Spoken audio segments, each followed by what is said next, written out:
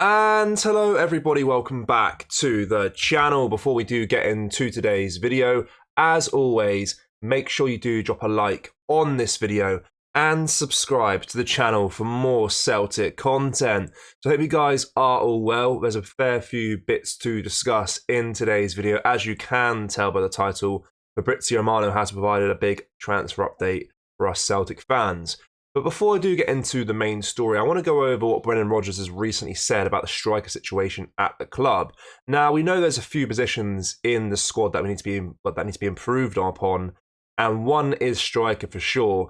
Given the fact that Kyogo is the main first-team striker, he's the only first-team striker really at the club. Now that Huyang Oye has left to Belgium, we know that we need another striker. A player that's been linked constantly is Adam Ida, who of course he was on loan last season for the last 6 months. Became somewhat of a fan favourite in that loan spell, and Celtic fans and the Celtic board are eager to get him back at some point, but that deal's gone relatively quiet in the last few weeks, given the fact that Norwich are kind of hoping to keep hold of him at the moment. But Rodgers said, my ideal scenario was to have three, Kyogo one other one, and bring through a young player.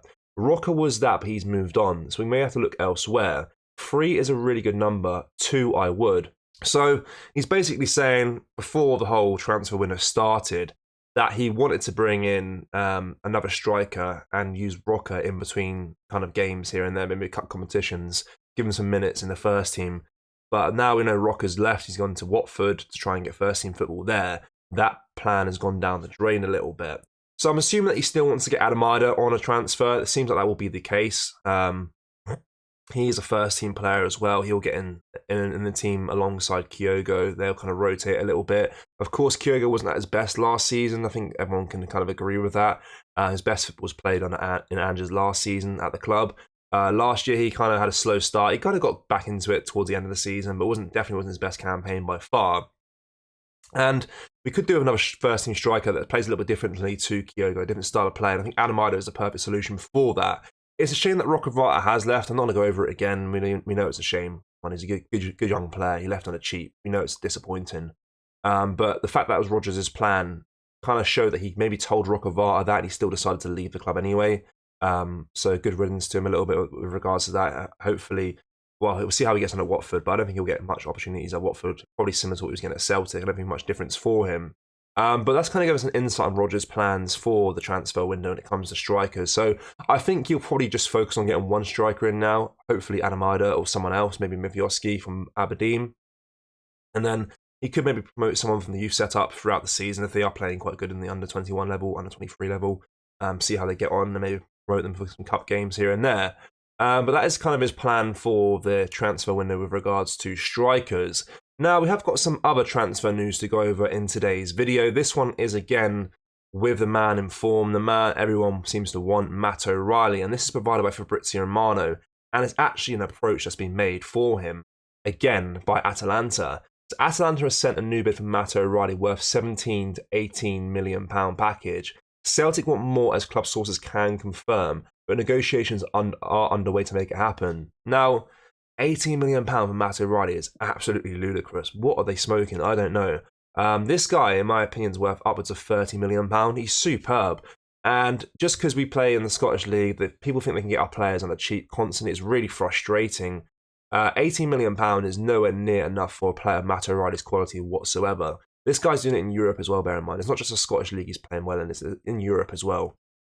And to kind of underbid for him like that is quite disrespectful in my opinion. It's good that Celtic are standing firm on this and they're saying no, we're gonna negotiate with you, but we're not going to accept that because that's literally quite ludicrous.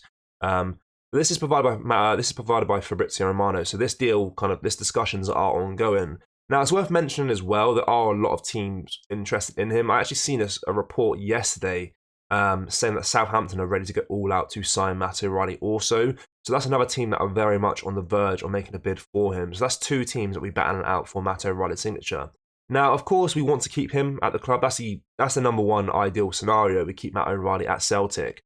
But the next best case scenario would be to have a bid more for him, so we can bump up his price more and more as more teams come in for him and try and push up the price as much as possible, try and get as much money out of him as possible. And I think you can get around £30 million for him quite easily if we are quite strong on our stance and not selling him for anything less than that. But I know Celtic probably would accept £25 million for Matt O'Reilly, which matches their record transfer sale, which was Kieran Tierney obviously a few years ago, and Jota last year also.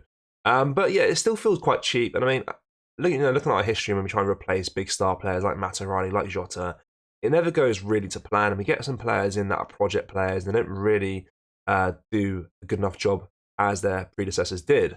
So hopefully, if we do sell Matt O'Reilly, we do have a clear plan in place to get someone that's just as good, or someone that can be good, just as good as Matt O'Reilly, in through the door. Because I don't want to lose a star player and then not replace him properly, because then it makes our team a lot weaker.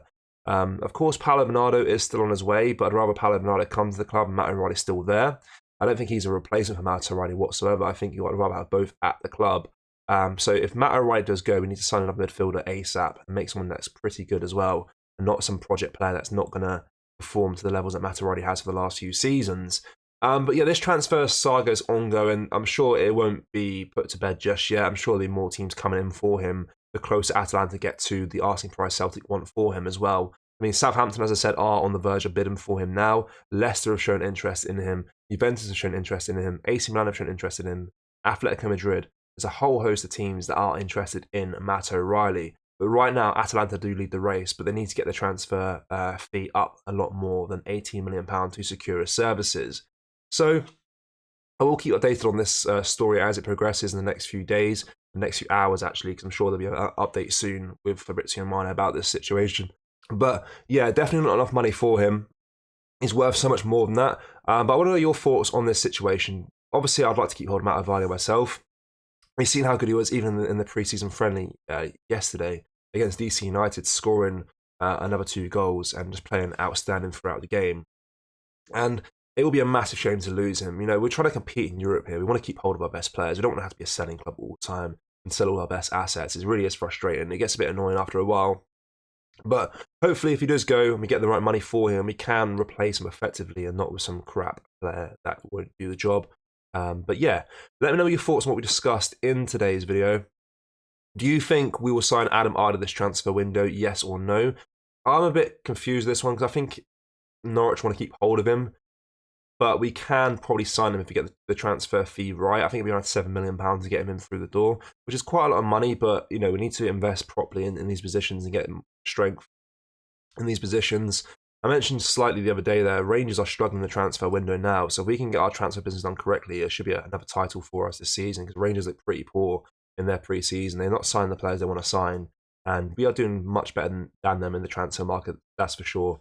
So hopefully we can continue that and crack on and get the players that we want. But as always, drop a like on this video and subscribe to the channel for more Celtic content. Thank you, take care, bye-bye.